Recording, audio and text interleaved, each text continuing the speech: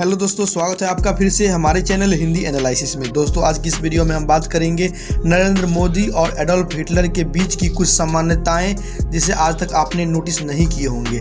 हालांकि हमें मोदी जी और हिटलर के बीच कंपेयर नहीं करनी चाहिए, क्योंकि मोदी जी को हमने इलेक्ट करके प्राइम मिनिस्टर बनाया है और हिटलर जर्मनी की सत्ता में ज़बरदस्ती करके आया था और वो एक बहुत बड़ा तानाशाह भी था। लेकिन हाल के ही दिनों में कुछ लोग मोदी जी को हिटलर से कंपेयर कर रहे थे। उसके बाद इस पर मैंने भी कुछ रिसर्च किया तो मुझे 10 बातें मोदी जी और हिटलर के बीच बराबर लगी, जो मैं आपको बताऊंगा। तो वीडियो को लास्ट तक जरूर देखिएगा, इंटरेस्टिंग होने वाली है। So let's explain. नंबर 1, गरीबी। दोस्तों मोदी जी और हिटलर दोनों ही एक गरीब फैमिली से ताल्लुकात रखते थे और दोनों ही अपनी अच्छी ज़िंदगी के लिए बहुत सारा स्ट्रगल किया। जहाँ हिटलर पोस्ट कार्डों पर चित्र बनाकर अपना जीवन गुजारता था, वहीं मोदी जी रेलवे स्टेशनों पर चाय बेचकर अपना जीवन गुजारते थे। नंबर 2, बोलने की शक्ति। दोस्तों ये भी देखा गया है कि हिटलर और मोदी जी का ऑडिटरी पावर यानी बोलने की शक्ति बहुत ही मजबूत था। मोदी जी जैसे अपने भाषणों से लोगों में जोश पैदा कर देते हैं, वैसे ही हिटलर अपने भाषण के दम पर जर्मनी के लोगों में पॉपुलर हुआ था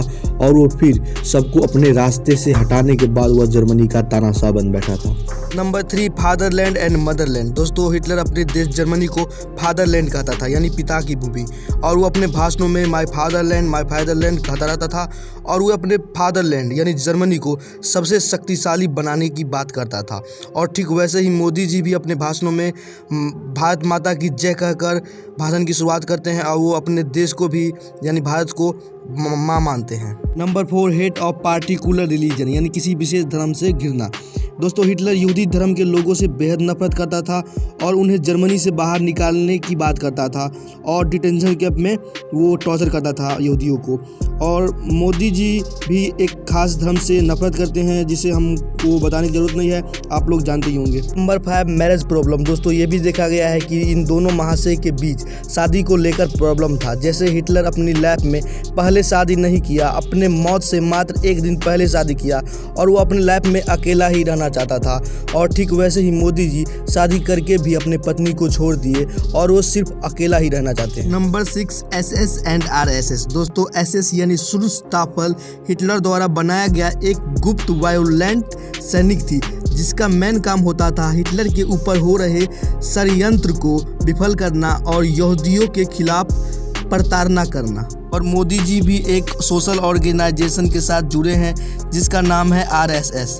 अगर इन दोनों के बीच सिमिलरिटीज़ के बारे में बात किया जाए तो जैसे SS के लोग ब्राउन शर्ट पहनते थे, वैसे ही RSS के लोग ब्राउन पैंट पहनते हैं। और जैसे SS के लोग रोड पे मार्च करते वक्त ड्रम बजाते थे, वैसे ही RSS के लोग भी रोड पे मार्च करते वक्त ड्रम बजाते हैं। Number 7, Holocaust and right. दोस्तों जैसे जर्मनी की सत्ता में जब हिटलर था तो वो 60 लाख यहूदियों को नरसंहार किया था, वैसे ही जब मोदी जी गुजरात के चीफ मिनिस्टर थे तो गुजरात में 1200 लोगों को दंगा में मृत्यु हुई थी।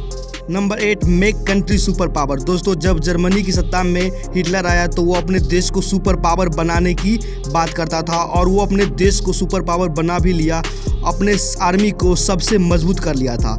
और ठीक वैसे ही मोदी जी भी अपने देश को विश्वगुरु बनाने की चाह रखते हैं और अपने देश को विश्वगुरु बनाना चाहते हैं। लेकिन देखना यह है कि हिटलर तो अपने देश को सुपर पावर बना लिया, मोदी जी बना पाते हैं कि नहीं। Number 9, costly clothes and photography. दोस्तों ये भी देखा गया है कि मोदी जी और हिटलर दोनों को महंगे महंगे कपड़े पहनना और फोटो खिंचाने का शौक बहुत ज़्यादा था।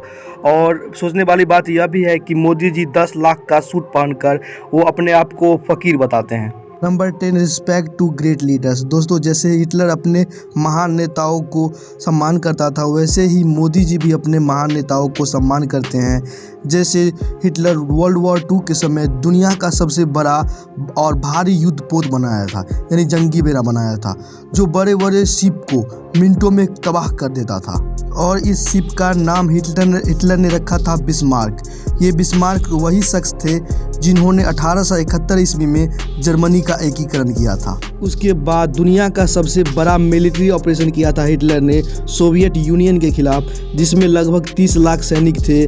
उस ऑपरेशन का नाम भी हिटलर ने बारबरोसा रखा था। ये बारबरोसा जर्मनी के एक प्रभावशाली शासक थे। और ठीक वैसे ही मोदी जी भी दुनिया का सबसे बड़ा स्टैचू बनाया है सरदार वल्लभ भाई पटेल का, जिन्होंने भारत का एकीकरण किया था। उसके बाद मोदी जी ने भारत का सबसे लंबा टनल का उद्घाटन किया है, जिसका नाम अटल टनल है। आज के लिए बस इतना ही। अगर यह वीडियो आपको अच्छी लगी तो लाइक ज़रूर करें और चैनल को सब्सक्राइब करना ना भूलें।